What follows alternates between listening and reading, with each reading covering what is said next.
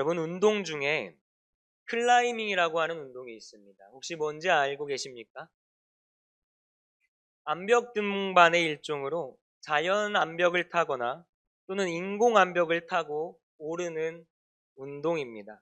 제가 한 번은 클라이밍을 하러 갔습니다. 저의 처음이자 마지막 경험이었는데요. 문을 열기 전 사실 뭐 별거 없을 줄 알았습니다. 그냥 돌덩이 몇 개 잡고 올라가면 되는 거 아닌가라는 근거 없는 자신감이 저의 마음 가운데는 가득해 있었습니다. 실내에 있던 클라이밍장이었는데요. 그 끝이 정상이 그렇게 높지가 않았습니다.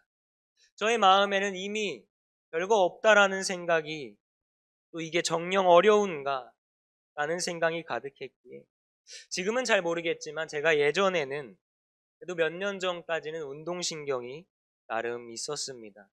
그래서 보호 장비를 대충 차고 그 암벽을 올라갔습니다. 그런데 너무 쉽게 올라가지는 겁니다.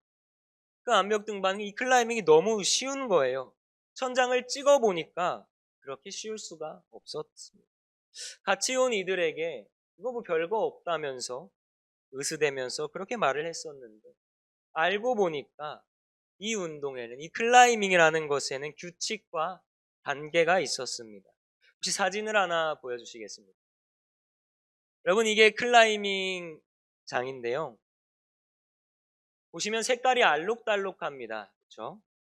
근데 이게 미관상 예쁘라고 아름다워 보이라고 색깔이 칠해져 있는 것이 아니라 저 색깔이 바로 단계였습니다. 예를 들어서 하얀 색깔이 제일 낮은 단계이면 그 하얀 색깔의 암벽만 잡고, 그 튀어나온 돌만 잡고 올라가는 것이었습니다. 또 만약에 노란색 단계이면은 노란색만 사용하여서 꼭대기까지, 천장까지 올라가는 것이었죠. 이 안내문이 입구에 떡하니 붙어져 있었습니다. 그래서 제가 그것을 깨닫고 다시 도전을 하게 됐습니다. 제일 낮은 곳부터 올라갔어야 했는데, 또 젊은 마음에 폼생폼사로 가장 어려운 곳부터, 어려운 단계부터 제가 오르고자 했습니다. 그 어려운 단계에 매달리는 순간 이거는 사람의 힘으로 불가능하다라는 것을 느꼈고, 그 밑에 단계를 도전합니다. 이게 정녕 오를 수 있는 것인가를 느끼게 되고 또 밑으로 내려갑니다. 그렇게 중간 단계까지 이르게 됩니다. 이제는 더 이상 물러설 곳이 없고, 이 근거 없는 자신감의 근거를 찾겠다. 제 자신과의 싸움이 되었습니다. 그래서 젖 먹던 힘까지 정말 그 천장을 향해 올라갔습니다. 그래서 마침내 그 천장을 찍게 되었는데요. 이제 다 끝났습니다. 천장을 찍었으니 저는 그 단계를 정복했고 암벽으로부터 승리하게 되었죠. 여기서 문제가 생기는데요. 제가 온 힘을 다해서 천장을 찍고 보니까 손발이 부들부들 떨리는 상태로 그 위에 매달려 있었던 것입니다. 여러분, 근데 올라왔으니 어떻게 해야 합니까? 그래서 내려가야 합니다. 근데 도저히 이 떨리는 손발로는 밑에 있는 다른 내려가는 그 암벽들을 잡을 자신이 없는 것입니다. 그곳에는 그래도 다행히 바닥에 매트가 깔려 있어서 타고 내려오는 것이 아니라 그냥 떨어져 버렸습니다. 만약에 떨어지고 나서 생각해 보니까, 만약에 매트가 없었고 더 높았더라면 과연 나는 어떻게 내려올 수 있었을까? 원래는 안전하게 내려오는 것까지가, 안전하게 착지하는 것까지가 단계의 끝이라고 하더라고요. 그렇게 안전하게 내려와야지 다음 단계로 나아갈 수 있는 것, 그것이 바로 이 클라이밍이라고 하는 운동이었습니다. 그저 올라가는 게 끝인 줄 알았습니다. 올라가서 천장을 찍으면 다 됐다, 할 만큼 했다, 더 이상 안 해도 된다, 끝났다. 저의 마음대로 천장을 찍는다는 것으로 끝내버린 것입니다. 더 해야 하고 할 것이 남아있음에도 마침표를 그냥 그곳에, 그 순간에 찍어버리게 된 것이죠. 여러분, 우리의 신앙의 여정 가운데에 여러 가지 일들이 있습니다. 때로는 높이 올라갈 때가 있죠. 하는 일이 잘 되고 기도하는 것에 응답받고 하나님의 살아계심을, 그 은혜를 경험하며 승승장구하며 살아갈 때가 있습니다. 그러나 때로는 내려갈 때도 있습니다. 하나님의 응답되심, 침묵이 우리를 마주할 수도 있고요. 나의 가는 길을 막으시는 것 같고 잘 되던 일들도 틀어지게 만드실 때가 있습니다. 여러분, 올라가든 내려가든 분명한 것은 그것이 하나님의 유익하신 길이고 또 하나님 보시기에 가장 선한 길로의 인도하심이라는 것입니다. 그러나 우리의 문제는 인간들은 연약하기에, 미련하기에, 삶이 형통할 때, 높이 올라갈 때 이제 됐다, 할 만큼 했다, 이만하면 그만해도 되겠지, 노력하지 않아도 되겠지라고 방심하며 그곳에서 마침표를 찍어버리게 됩니다. 내려갈 때는 틀어지고 막힌 것 같을 때 할 만큼 했다, 이제 더 이상 안 되겠다, 불평하고 실망하며 그곳에서 그 여정의 마침표를 찍게 된다는 것입니다. 우리는 좋은 일이 일어나고 안 좋은 일이 일어나고 그 순간 하나하나마다 우리의 판단대로 기뻐하고 슬퍼하는 것이 아니라 우리의 삶 전체를 계획하시고 가장 선한 길로 마침내 인도하시는 하나님을 기대하며 의지해야 합니다. 할 만큼 했다고 끝내는 것이 아니라 우리가 계속해서 하나님의 뜻에 거할 수 있도록 또 하나님께서 멈추라고 할 때까지 나아가야 한다는 것이죠. 우리의 끝은 하나님께서 이미 정하셨고 그때까지 우리와 동행하여 함께 하실 것을 믿으며 나아가시는 여러분이 되시기를 바랍니다. 오늘 말씀은 사사기인데요.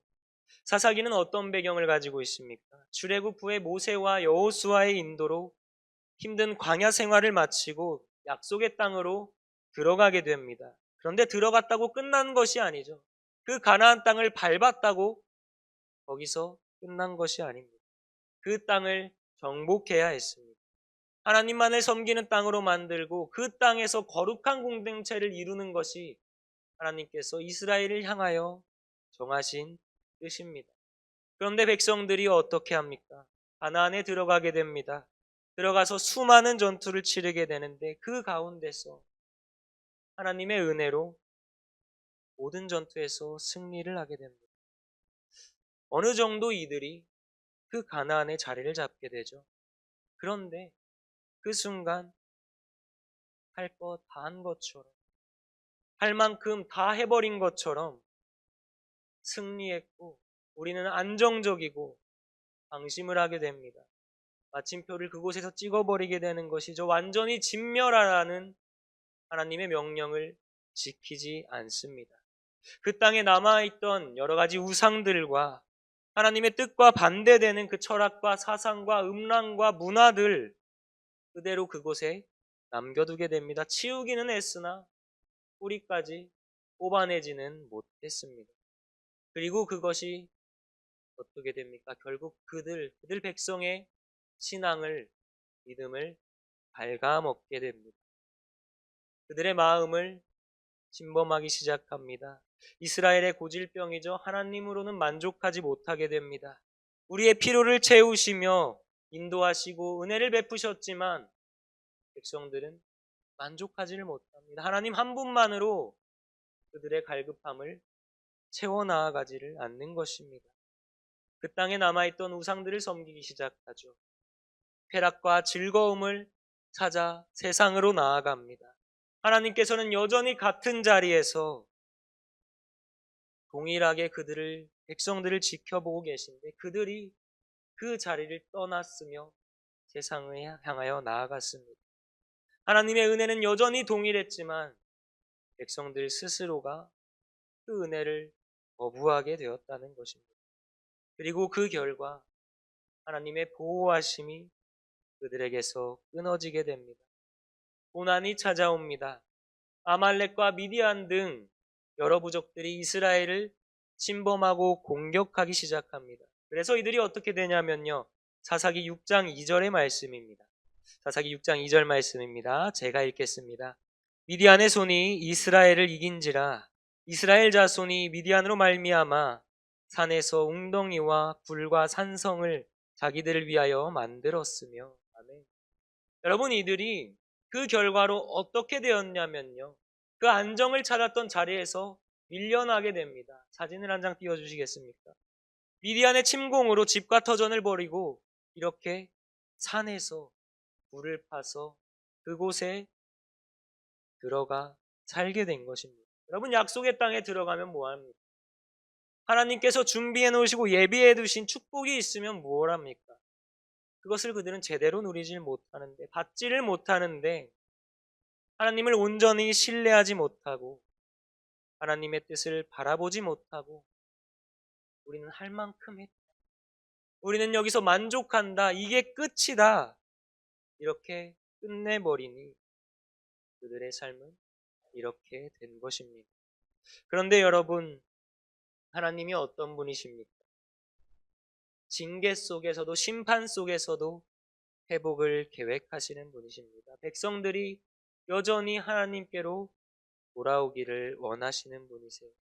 그래서 백성들에게 은혜를 베푸십니다. 이들을 이곳에서 건져낼 사사를 부르십니다. 오늘 말씀에 나오는 사사인데요, 하나님께서 누구를 부르십니까? 기드온을 부르십니다. 포도주 짜는 틀에 숨어서 나는 가장 작은 자이니다, 아무것도 아닙니다라는 기드온의 말에 하나님께서 이미 너는 큰 용사다, 내가 너와 함께 할 것이라고 말씀하시고 그 기드온을 이스라엘의 사사로, 지도자로 세우십니다. 그리고 그렇게 기드온은 하나님의 뜻을 따르는 삶으로 정말 말씀대로 큰 용사가 되어서 이스라엘을 이끌어냅니다. 그리고 잘 아시는 내용이죠. 기드온이 백성들을 소집합니다. 미디안과의 전쟁을 위하여서 싸울 자들을 찾아 모인 수가 32,000명이었습니다. 굉장히 많은 수였지만 미디안과 아말렉과 그 동방의 연합군은 더 많았습니다. 셀 수 없었습니다. 성경은 이들을 해변의 모래와 같다고 표현하고 있습니다. 너무나도 불리한 상황이지만 그래도 하나님이 함께 하시니 이 32,000명으로 승리해보자. 근데 하나님께서 기드온에게 뭐라고 말씀하십니까? 너무 많다, 이들을 수려내라. 그래서 두려워하는 자들을 돌려보내시죠. 그 돌아간 자들이 22,000명입니다. 10,000명이 남아 있습니다. 10,000명으로 이겨보자. 그런데 하나님께서 또 너무 많다, 돌려보내라. 그래서 그 물가에서의 시험을 통과한 사람만 남겨놓으라고 하시는데, 이때 그 시험을 통과한 사람이 몇 명입니까? 300명입니다. 9,700명이 돌아가게 되었습니다. 300명이 남게 되었는데 이 300명으로 미디안과 그 아말렉, 그 동방의 연합군을 말도 안 되게 이겨버립니다. 그리고 다시 이스라엘의 평화, 구원이 임하게 되는 것입니다. 여러분, 오늘 본문 말씀 22절인데요. 미디안을 무찌른 기드온에게 이스라엘 백성들이 말합니다. 우리를 미디안 손에서 구원하였으니 당신이, 당신의 아들이, 그리고 당신의 집안이 우리를 다스리게 하소서. 이스라엘은 통치자를 원하고 있었고요, 자신들을 다스리는 왕이 없던 그 백성들은 기드온이 왕으로 설 것을 원하고 있었습니다. 그뿐만 아니라 그의 자손들까지도, 그 집안까지도 300명으로 동방의 연합군을 이긴 그 능력의 집안이 그들을 다스리기를 원했던 것이죠. 여러분, 이때 기드온의 백성들을 향한 대답인데요, 23절 말씀입니다. 본문 23절 말씀인데 우리 함께 읽을까요? 23절입니다. 기드온이 그들에게 이르되 내가 너희를 다스리지 아니하겠고 여호와께서 너희를 다스리라 하니라. 아멘. 여러분, 이것이 얼마나 대단한 선포입니까? 너희를 다스리는 건 내가 아니다, 내 아들도 아니고 그들을 이긴 건 내 능력이 아니라는 것이죠. 오직 하나님께서 너희를 다스릴 것이며 하나님만이 능력이라는 것입니다. 완전히 하나님에 대한 순종에서 나오는, 그 삶에서 나오는 선포입니다. 그런데요, 여기까지는 이 기드온의 신앙이, 기드온의 삶이 너무나도 아름다웠고 하나님 앞에서 기쁜 삶입니다. 그런데 기드온이 실수한 게 있죠. 하나님께서 기드온을 부르시고 그에게 기대하신 것은요, 지금까지의 그 이상의 것이었습니다. 위대한 손에서 그저 이스라엘 백성들을 건져낸 것이 끝이 아니었습니다. 그런데 기드온은 마치 여기까지 내가 지금까지의 할 만큼 다 한 것처럼 그 순종의 마침표를 찍어버리게 됩니다. 신앙의 삶에 노력을 그만두게 됩니다. 영적으로 방심하기 시작합니다. 무슨 일을 합니까? 하나님의 전리품에 손을 댑니다. 이 전쟁은 1부터 100까지, 알파와 오메가 처음부터 끝까지 전부 하나님이 하셨습니다. 전리품 역시 하나님의 것이었고 하나님의 뜻대로 그것들이 사용되어졌어야 합니다. 그런데 기드온이 백성들에게 뭐라고 합니까? 금부치를 요구합니다.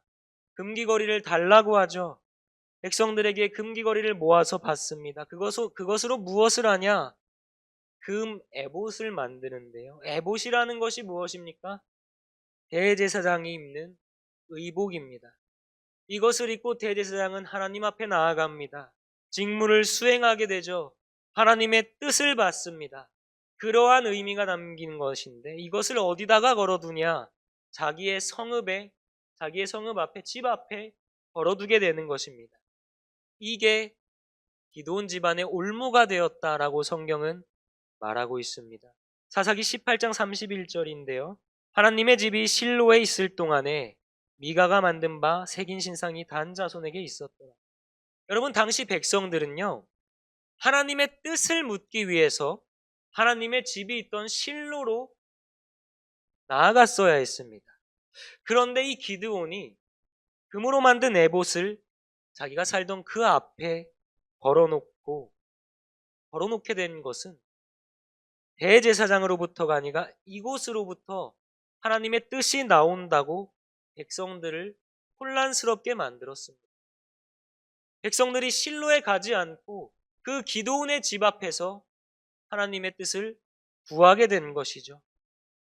하나님께로 향해야 할 백성들의 마음을 훔쳐버리고 그 에봇이 백성들에게는 우상이 되어버린 결과를 가져오게 된 것입니다. 또한 그 집안을 보면, 그 뒤에 말씀을 보시면 아시겠지만, 여러분, 기드온은 아내가 많았다고 말합니다. 자식들도 많았습니다. 아내로부터 낳은 아들이 70명입니다. 첩도 많았습니다. 그 가운데 세겜에 있는 첩으로부터 아말렉이라고 하는 아들을 낳게 되는데요. 아비멜렉이라고 하는 아들을 낳게 되는데, 이 아비멜렉이라고 하는 아들이 어떤 일을 저지르냐면요, 아내의 아들 70명을 전부 다 죽여버립니다. 그리고 자신이 왕이 되어버리죠. 자신이 지도자가 되어버리는데 막내만 겨우 살아남게 돼요. 여러분, 여호와께서 너희를 다스리시리라 하니라, 이렇게 선포를 했지만 기드온 정작 본인은 방심하여 그곳에서 순종의 마침표를 찍어버리게 된 것입니다. 여러분, 그 후의 삶이, 그 후에 그 집안이 축복이었습니다. 그들의 집안이, 과연 그들의 삶이, 기드온의 삶이 은혜 있는 삶인가요? 하나님 함께 하셔서 백성들을 건져내셨으면 이제 그 살아있는 증거로서 하나님의 백성답게 계속해서 살아갔으면 됐는데 스스로 그 은혜를 놓아버린 것입니다. 스스로 그 은혜의 자리에서 벗어나 버린 것입니다. 여러분, 우리가 좋은 직장에 들어가고 좋은 일터를 얻게 됩니다. 그러면 그걸로 끝이 납니까? 열심히 노력해서 일을 해야 합니다. 여러분, 우리가 혼인신고서에 도장을 딱 찍었습니다. 아무것도 안 하고 살아가다 보면 그냥 바라만 봐도 행복하십니까? 결혼하신 분들 정말 그러십니까? 제가 언젠가 경험해보고 여러분의 미소의 의미를 제가 깨달아 알아보겠습니다.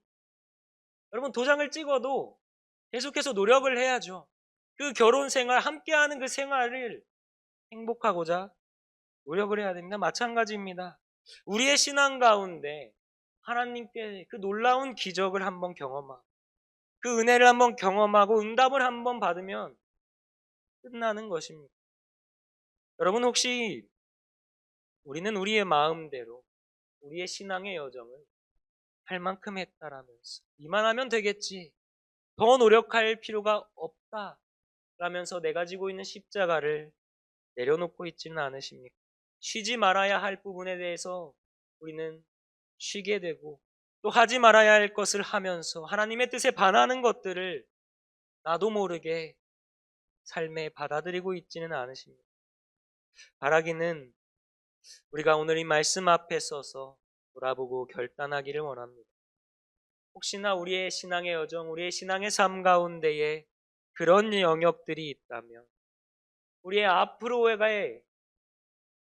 날들에 그런 순간들이 찾아오게 된다면 하나님께서 멈추라고 할 때까지 우리에게 주어진 십자가를 붙들고 나아가시는 여러분이 되시길 바랍니다.